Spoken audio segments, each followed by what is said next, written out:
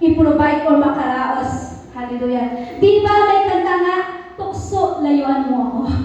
Amen? Kaya mga kapatid, hallelujah, ang kanta dito is kanta lang. Ikaw mismo, ikaw yung lalayo sa tukso. Amen? Tayo mismo yung lalayo sa tukso. Alam natin na narinig natin, bawal uminom, bawal ang mababahay, bawal maninigarilyo, pero ginagawa naman natin. Hindi naman ngayong linggo. Diba? Monday, Tuesday, Wednesday, Thursday, Friday, Saturday, kamusta ang buhay mo? Paglinggo lang ba tayo banal? Oh, Jesus. Kapatid, ugaliin natin magiging kaaya-aya sa harapan ng Panginoon kahit anong araw pa yan. Amen? Ang alak, tandaan natin, hindi nakakabuti sa atin. Praise God. Nakakabuti ba yung alak? Diba hindi? Kaya mga kapatid, mas mabuti pa mga kapatid na sundin natin at pakinggan natin yung tinig ng ating Panginoon. Alam niyo po yung pagpunta ko dito, prayer and fasting. Sabi ko, Lord, kung saan mo ako dalhin, gamitin mo yung buhay ko. Kung saan ako, Panginoon, gusto ko mag-serve sa'yo. Amen? Yun yung dinidesire ko palagi ng puso ko. Kahit saan ako magpunta, Panginoon, God.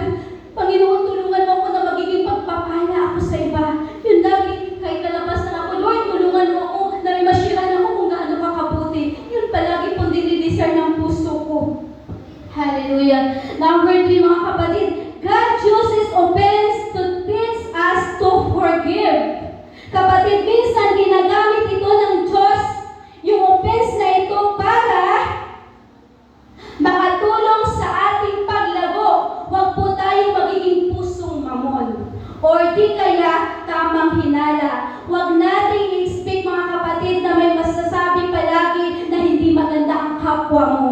As though na alam mo sa sarili mo na wala kang ginagawang masama mga kapatid, hayaan mo lang yung tao, mamaga yung labi niyang masasabi sa'yo. Amen?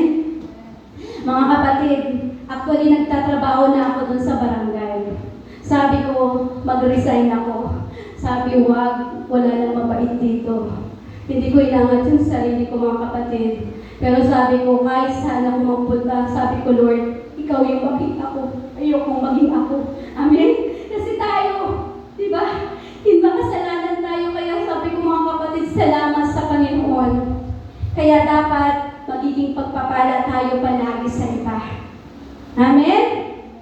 Huwag tayong makinig kung anumang kwento. Tandaan mo, hindi ka naglilingkod sa tao, kundi naglilingkod ka sa ating Panginoon. Kung ano man masabi mo, kaya ka narito, kung ano man sabihin ng kapwa mo sa iyo, na ganito, gano'n mga kapatid, huwag kang makinig. Hanggang hindi sinasabi ng Diyos sa iyo, huwag kang makinig. Pakinggan mo lang yung tinig ng Panginoon na nangungusap sa iyo, na sasabihin sa iyo, anak, mahal kita. Anak, pagtatagumpahin kita. Anak, palalayain kita. Praise God. Hallelujah. Huwag mong lagyan ng pader, mga kapatid, ang ating sarili. Pag may pader, mga kapatid, mahirap makakilos ang Diyos sa buhay mo. Kaya matuto kang magpatawad. Hallelujah. Amen? Kasi paano masasabi nyo na mahal mo ang Diyos, pero hindi mo pa rin napapatawad ang iyong kapwa?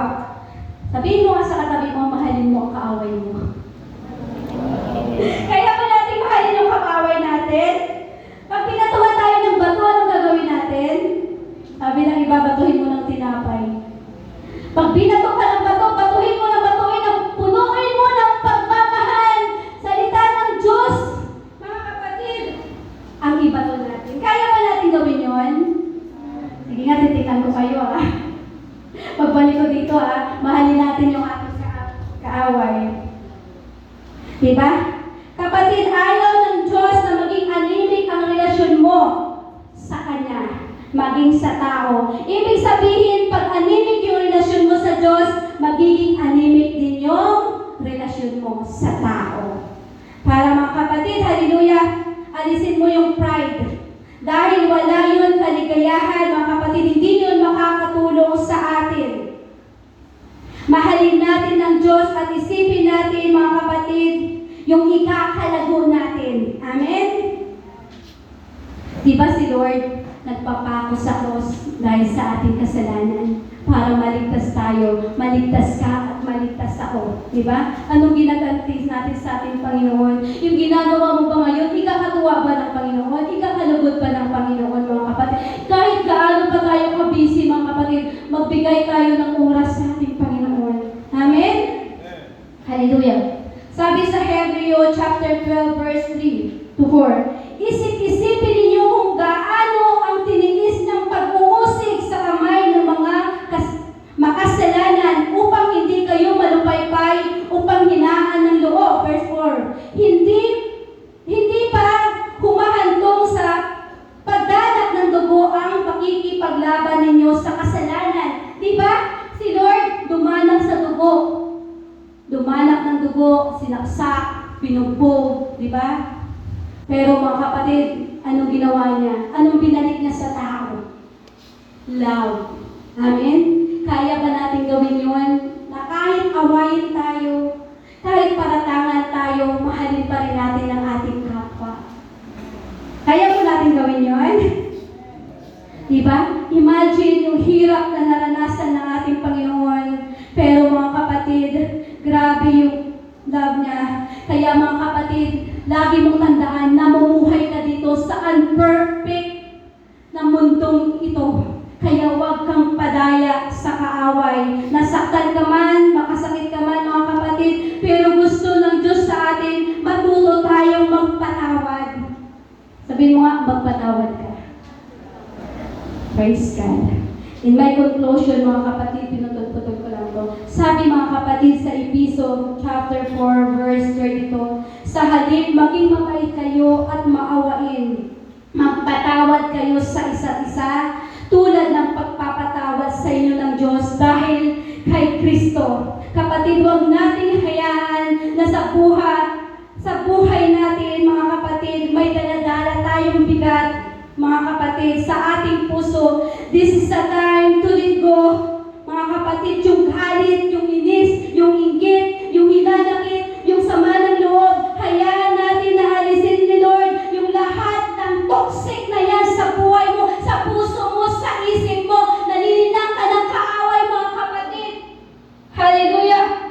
This is the time, mga kapatid, na i-release natin yung baggage na dala-dala natin. Amen? This is the time to drop it, mga kapatid. Lahat ng bagis na dala-dala mo ngayon, drop it, leave it, and let it go. Move on. Amen? Huwag na po tayo, mga kapatid, na mamuhay. Hallelujah! Na dinadaya ng kaaway. Huwag kang pumayag na hindi mo makamit o maramdaman palagi ang presensya ng Panginoon. Hallelujah, mga kapatid. Anumang bigat ang nararamdaman at naranasan mo ngayon na ginawa ng tao, ilit ko mo yan. Hindi yan makakatulong sa paglago mo. Huwag mo ngayon na magkaroon ka ng pader sa ating Panginoon. Hallelujah, ang nais ng Diyos sa hapon na ito, mga kapatid, na palayain ka sa lahat ng nararanasan at nararamdaman mo ngayon na takot, pagod, nasasabihin mo, Lord, suko na ako, nahihirapan na ako, paulit-ulit ko itong nararamdaman. Bakit paulit-ulit mo naramdaman yung bagay na yan? Dahil pinubuhat mo pa rin ang sabi ng Panginoon sa iyo, anak, akin na yan. Amen? Pero pilit mo pa rin, pinubuhat, hindi mo binibigay sa ating Panginoon. Hallelujah. Ipakita at iparanas ni Lord, mga kapatid, ang love na sa atin, mga kapatid, sa bawat isa sa atin. Durugin na natin ang ginagawa ng diablo. Hayaan natin na mananatili tayo sa presensya at pagmamahal ng Diyos sa atin, mga kapatid.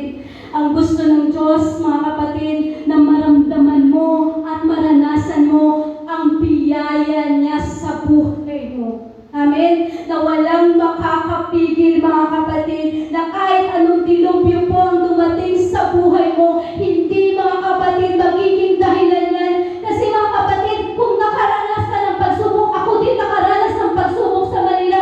For 3 years, walang trabaho yung asawa ko, pero hindi niya hinayaan na